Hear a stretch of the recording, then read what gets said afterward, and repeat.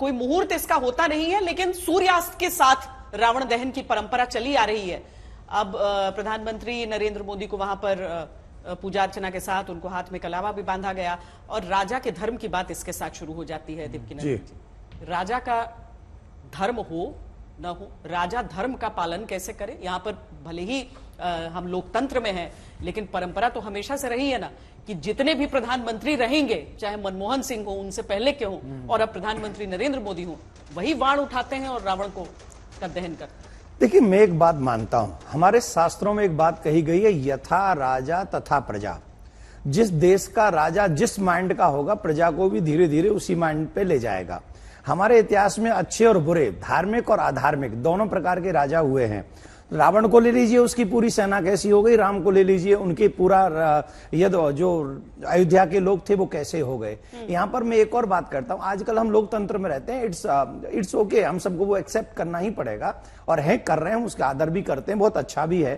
पर एक बात जो मुझे बहुत बुरी लगती है, वो बुरी ये लगती है कि आप सनातनी हो और सनातनी होके आप कहीं भी टोपी पहन के चले जाते हो और कहीं भी वो जो इफ्तियार पार्टी होती है, वो जो मुझे लगता है वो ठीक नहीं है। आप सनातनी हो के जब धनुष बाण लेकर रावण का वध करते हो और फिर लेकिन काम सबके लिए करते हो बराबर। यहां मैं एक चीज जरूर कहना चाहूंगा, किसी भी राजा को किसी के साथ बुरा नहीं करना चाहिए, पर वोट के लिए दिखावा बिल्कुल किसी को नहीं करना चाहिए। किसी भी धर्म की जो अच्छी चीजें हैं उनका अनुसरण तो कर सकते हैं। मैं ये बात मानता हूं कि जहां पर कोई मेरी चीज को ही बदल देता हो, जैसे कि मेरे सर पे टोपी रखना मेरा स्वभाव ही नहीं है, अब मैं टोपी पहन के राम कथा करूं तो आपको कैसा लगूंगा? मतलब स्वभाव अनुकूल करें जो नहीं, करें। आपको जो करना है आप उनकी हर चीज अच्छी कीजिए ना, उस अच्छाई में कोई बुराई नहीं है।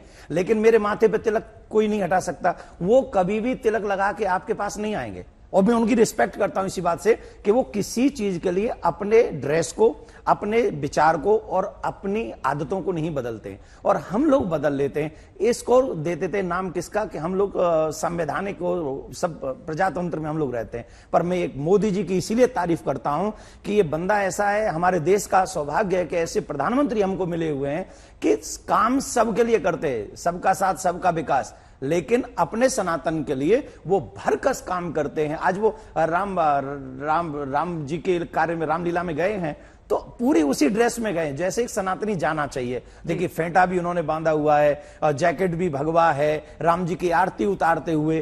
कुछ समय पहले ये दृश्य देखने को कम मिलते थे। ये भी बड़ी सुंदर चीज होती है मालिनी जी कि जो किरदार होते हैं वो सिर्फ वो एक किरदार नहीं निभा रहे होते हैं, बल्कि उसमें ईश्वर का स्वरूप देखते हैं, और इसीलिए उनकी पूजा, उनकी आरती और वो करके उसके बाद प्रधानमंत्री वहां पर मंच पर विराजमान हुए हैं।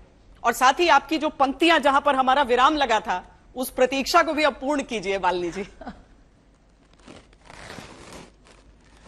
वो कहते हैं ना कि रूप स्वरूप आ जाता है उनमें, जो प्रतीक हैं, राम, सीता जी और लक्ष्मण। और यदि आप यहाँ पर क्या कहीं पे भी अयोध्या में रामलीला होती है या बनारस में जो हमारे रामनगर की जो रामलीला होती है, वहां तो 1.5 महीना पहले से पूजा आराधना शुरू हो जाती है। और वास्तव में उनके चरण जब छुए जाते हैं, उनकी जब हम प्रार्थना करते हैं, तो हमें लगता है कि साक्षात ईश्वर वहां पे है। और ये तो वही वाली बात है, जाकी रही भावना जैसी। तो यहाँ पर मैं सारा कुछ अभी सब आपकी बातें सुन रही थी और मुझे ये लगता है कि भगवान राम, उनके जैसा जो उनकी व्याप्ति है वो संसार में, समाज में किसी और व्यक्तित्व की देखने को नहीं मिलती, श्वेता। और उसका कारण ये है कि यदि अयोध्या में रहते तो राम राम न रहते, वन में जा करके अपने पिता के सम्मान की रक्षा के लिए एक राजा के पुत्र जो राजा बनने वाले थे, वनवासी हो करके जब वे भूमि पर सोते हैं, कंदमूल खा करके जीवन निर्वहन करते हैं, शबरी के यहाँ पर प्रेम का आतिथ्य ग्रहण करते हैं, केवट को आदर देते हैं, तो वो कहीं ना कहीं सूचना पूरे आर्यावर्त में फैल जाती है कि राजा ऐसा होना चाहिए, ऐसा व्यक्ति होना चाहिए। और तब वो अयोध्या के शासन पे बैठे ना बैठे, वो लोक चित्त में विराजते हैं। और इसीलिए राम राम है। जिस गीत की मैं चर्चा कर रही थी, मैं इस गीत को हमेशा बहुत मुस्कुराती हूँ जब भी इसको मैं गाती हूँ, कि लोक में, हमारे अवधि में या भोजपुरी में, राम के पौरुष की, पुरुषार्थ की, विजयी भाव की चर्चा बहुत कम है। राम की दया, करुणा और क्षमा भावना की चर्चा ज्यादा होती है। तो एक रचना सुना रही हूं जो आज के ही जो दशानन का वध किया उस पर किस तरह से है।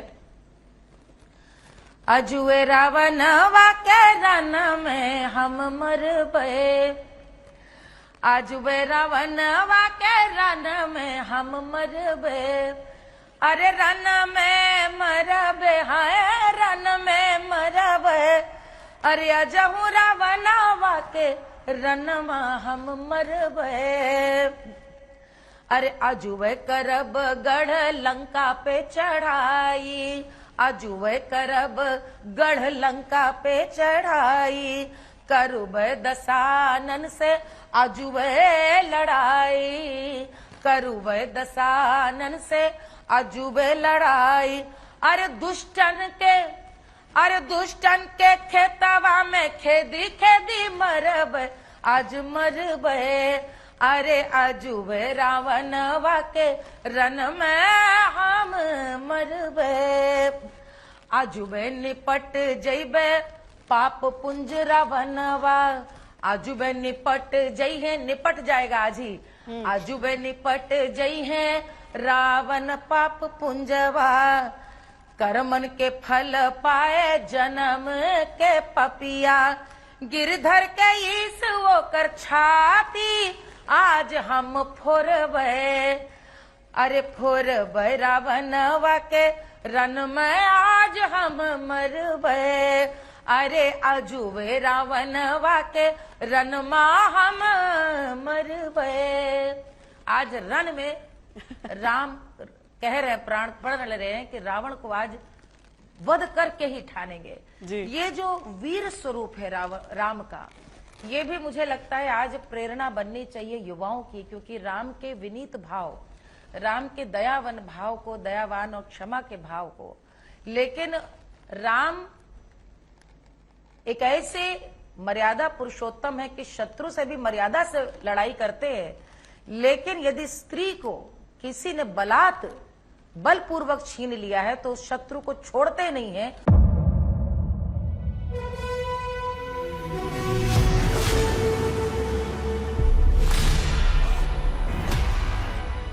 मुद्दों का मैदान, जिम्मेदारी नहीं, तर्कों पर घमासान, क्या बताना चाहते हैं इस देश को? किससे किसकी ठनी, न्याय की नीति नहीं बदलनी है। किसने दी किसे पटखनी, क्या सच है इसको छिपाने की कोशिश? खबरों की दुनिया का सबसे बड़ा अखाड़ा दंगल देखे मेरे यानी चित्रा त्रिपाठी के साथ रोज शाम 5 बजे सिर्फ आज तक पर। ना पक्ष ना विपक्ष, ना लेफ्ट ना राइट, ना मिर्च ना मसाला, खबरों का बोलबाला,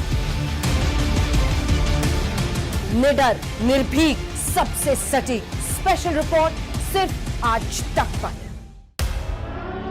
एयर रेड के ये सायरन समय समय पर आपको सुनाई देते, शौर्य की, भारत और चीन के बीच साहस की, सभी बाढ़ग्रस्त इलाकों का हवाई सर्वेक्षण किया है, सरोकार की, गाजीपुर में किसान से बातचीत करें, संघर्ष की, कश्मीर को आगे बढ़ना होगा, संयम की, भावनाएं भड़की या दंगे भड़काए गए, सवालों की, जनता के लिए, जनता के द्वारा, जनता की दस्तक, श्वेता सिंह के साथ सिर्फ आज तक पर।